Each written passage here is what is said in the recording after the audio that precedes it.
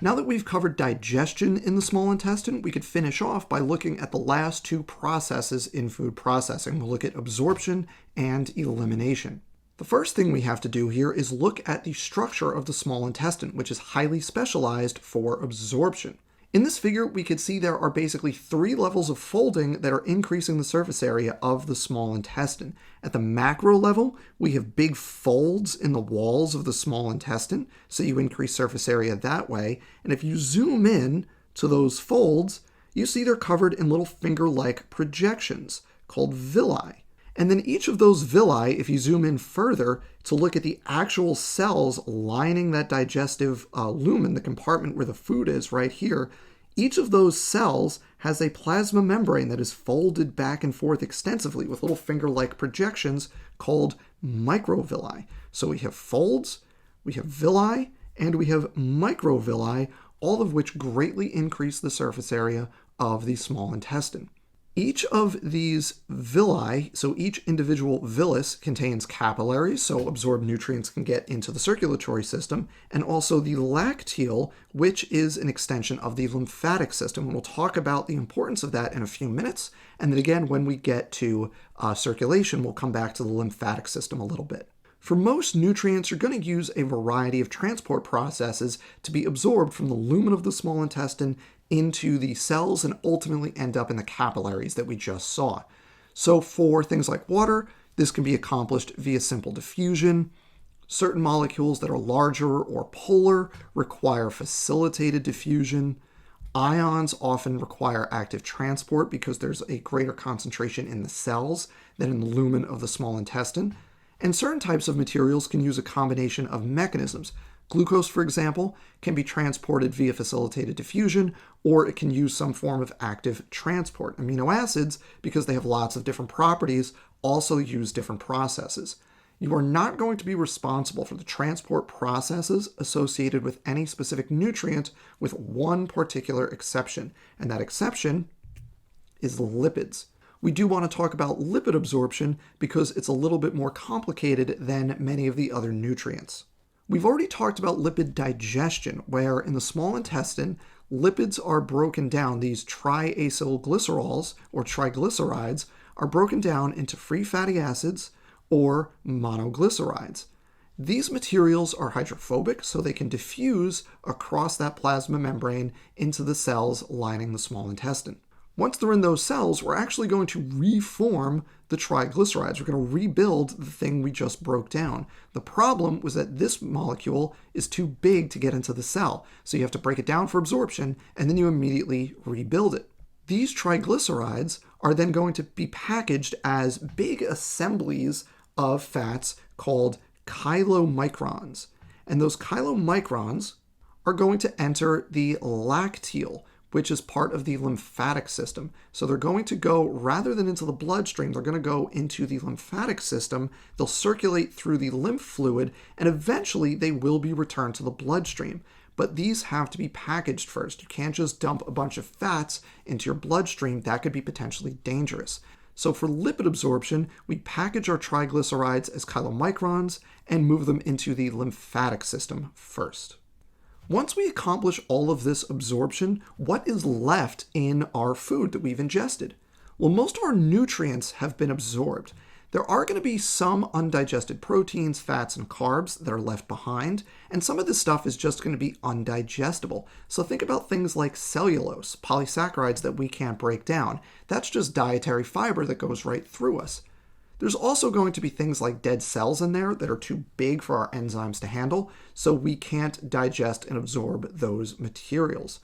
All of this stuff that's left is going to enter the large intestine. The large intestine is called large because it has a larger diameter than the small intestine, but it is actually shorter than the small intestine. Entry into the large intestine is regulated by the ileocecal valve, so that's another one of those sphincters, the muscular valves that regulate passage of materials. So there is the ileocecal valve at the bottom of the small intestine that allows food to pass into the large intestine. Within the large intestine itself, there are 4 divisions, and it starts here with the ascending, and then you have the transverse, descending, and sigmoid divisions. The names basically tell you what they are. So ascending goes up, transverse goes across, descending goes down, and sigmoid just means S-shaped. The large intestine is responsible for both absorption and elimination in this process.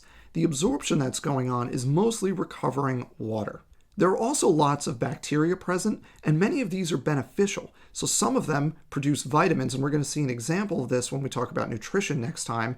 And they're also playing a useful role outcompeting potentially pathogenic bacteria. So if pathogens manage to make it to your large intestine, there's already a thriving microbial community there that those pathogens are going to have to compete with. So having these bacteria in your large intestine, even if they don't directly help you in any way, it's indirectly beneficial because they make it harder for pathogens to make you sick. Once our material has passed through the large intestine, the remaining material is eliminated as feces. This is our digestive waste, not our metabolic waste. We are going to talk about metabolic waste later when we talk about excretion. But feces is digestive waste. It's stuff that you ingest but do not digest and absorb, so it goes straight through your body. This is stuff that's not involved in metabolism.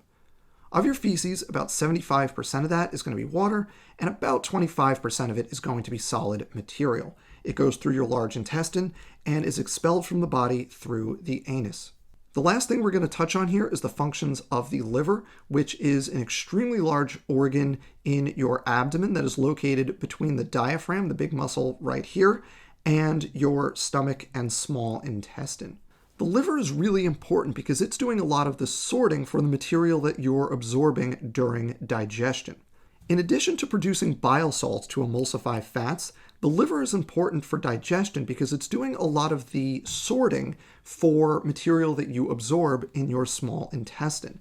The capillaries from the small intestine actually converge into veins, but instead of going back to the heart, they go to the hepatic portal vein. So this is another example of a portal vein, a blood vessel that directly connects two structures in your body. In this case, it's the small intestine and the liver. So we transport the blood to the liver, and there the liver is doing a lot of processing of the material that you absorbed from the small intestine. So one thing that happens that we've already talked about is we remove excess glucose and generate glycogen. So the liver is going to say how much glucose we need in our blood at this time, and then we're going to take the rest of that before it's released into the bloodstream and convert it into glycogen for storage. Another thing the liver is doing is converting nutrients into specific forms that you need. So for example, the liver is doing a lot of protein synthesis. And we'll see next time we'll talk about specific nutrients called essential amino acids. These are amino acids you can't make, but you can break down amino acids for energy. So one thing the liver is doing is kind of sorting out the essential amino acids and letting the other ones go to be used for nutrition or some other purpose. The liver is also regulating excess calories. So if we're taking in excess calories over time, the liver is going to play a large role in generating fat. And this goes back to something we talked about all the way last semester when we talked about cell structure, about how we tend to see a lot of smooth ER in the cells in the liver because they are absorbed in generating fat. And then finally, the liver is involved in detoxification. So you're taking in things like alcohol and other drugs and converting them into forms that are less toxic to your body. And that finally wraps up the process of digestion that we started way back in part 2 of this outline.